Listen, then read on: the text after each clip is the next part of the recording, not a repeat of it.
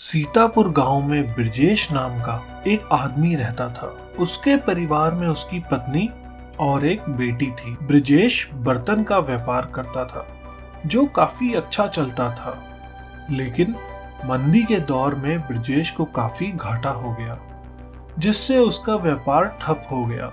ब्रजेश को अपना व्यापार बंद करना पड़ा और उसने एक साहूकार के पास नौकरी कर ली। साहूकार ब्रजेश को दिन रात काम में लगाए रखता था, बहुत मेहनत करवाता था, उसके बदले में थोड़े ही पैसे देता था।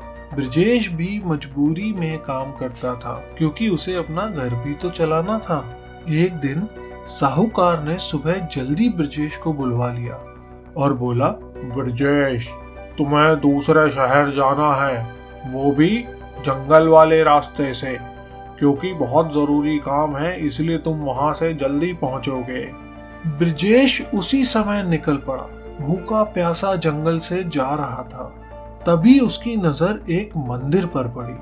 मंदिर बहुत विशाल था, लेकिन वहां कोई था नहीं और मंदिर में सफाई न होने के कारण वहां बहुत गंदगी हो रखी थी। ब्रजेश चाह कर भी सफाई नहीं कर पाता क्योंकि उसे सेठ का काम जो निपटाना था।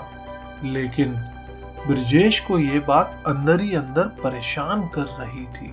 ब्रजेश साहूकार का काम निपटाकर वापस घर आ जाता है।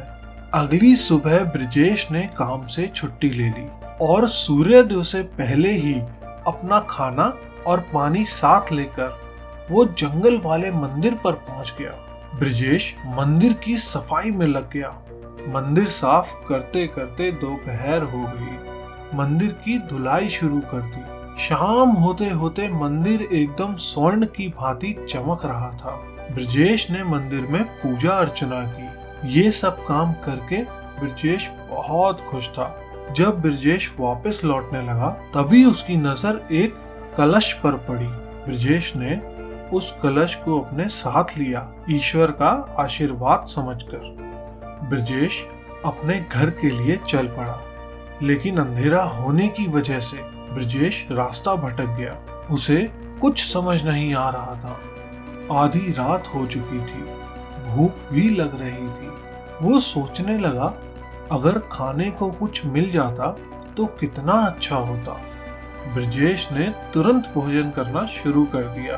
पेट भर खाने के बाद उसे प्यास लगी। जैसे ही कलश को टेढ़ा किया तो उसमें से पानी गिरने लगा।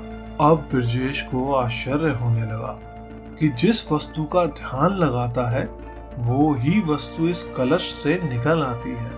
ब्रजेश आजमाने के लिए फलों का ध्यान करने लगा।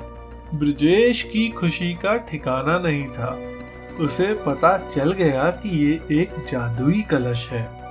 ब्रजेश घर पहुंचकर अपनी पत्नी से सारी बात बताता है, जिसे सुनकर वो काफी खुश हो जाती है।